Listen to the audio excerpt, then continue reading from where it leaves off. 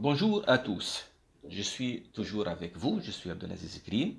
Donc, je reviens vers vous avec cette deuxième vidéo qui va s'intéresser au chapitre numéro 1 intitulé Les obligations et emprunts obligataires. Je vous rappelle que nous avons parlé lors de la première vidéo d'un module complet qui comporte 3 chapitres, dont le chapitre 1, les obligations, le chapitre 2, les actions, le chapitre 3, la théorie de gestion de portefeuille.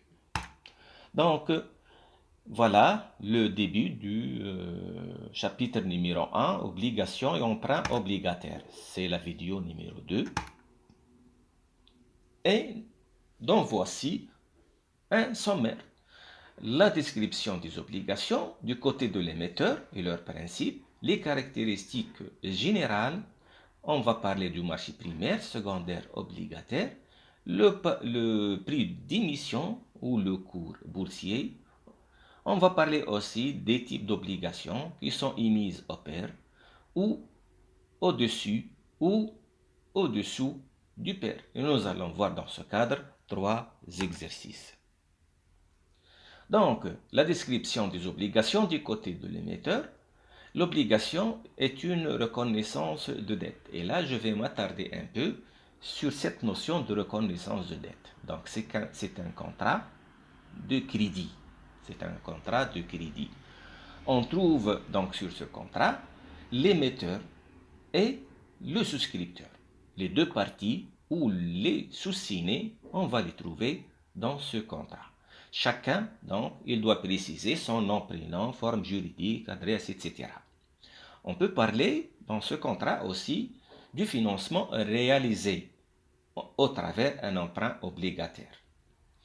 Dans ce contrat, on trouve le montant de l'emprunt, la durée, la nature des obligations, peut être convertible, la date d'émission, la période de souscription, qui est généralement 30 jours, la date de règlement, qui est normalement le jour de la souscription, la date de souscription incluse dans la période de souscription, normalement, on va parler du taux d'intérêt et éventuellement du taux d'intérêt de retard. Voilà en ce qui concerne globalement cette reconnaissance de dette. Cette reconnaissance de dette représente donc une fraction d'un emprunt. L'emprunt est composé de plusieurs obligations. Elle donne droit à des intérêts fixes ou indexés, par exemple par rapport au prix de l'or, qu'on appelle coupon, calculé obligatoirement sur la valeur nominale et versé à des échéances bien déterminées.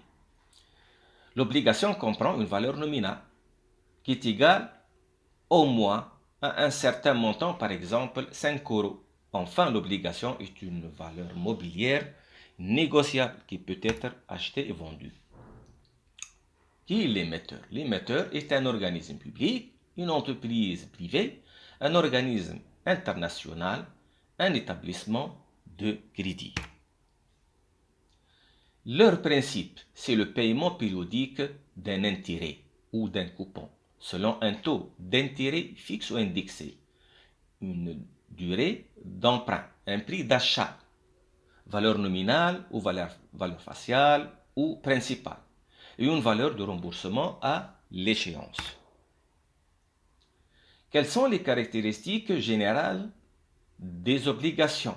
Donc, nous avons le marché primaire, secondaire et obligataire. 3 marchés. En principe, ça dépend des cas. Les obligations sont émises sur le marché obligataire. Mais parfois, c'est pas ça. En Belgique, les obligations sont émises sur le marché primaire et négociées sur le marché secondaire. Et ça dépend donc des pays. Quand le cours monte, le rendement baisse et inversement, selon une formule bien connue, qui est le rendement est égal au montant des versements des intérêts divisé par le cours. Supposons, au 31/12N, nous allons une obligation dont la valeur nominale est 1000. Son intérêt 100, son cours 1000, donc le rendement est évidemment égal à 10%. Supposons que le cours augmente, donc on va se retrouver entre les mains une obligation dont la valeur est inférieure donc au cours. Donc comme si le rendement a baissé. Par contre, si le cours baisse, la valeur nominale se trouve supérieure à ce cours, donc le rendement augmente. Le prix d'émission ou le cours boursier d'une obligation. Donc l'obligation peut être émise au pair. Donc le prix d'émission est égal à la valeur nominale.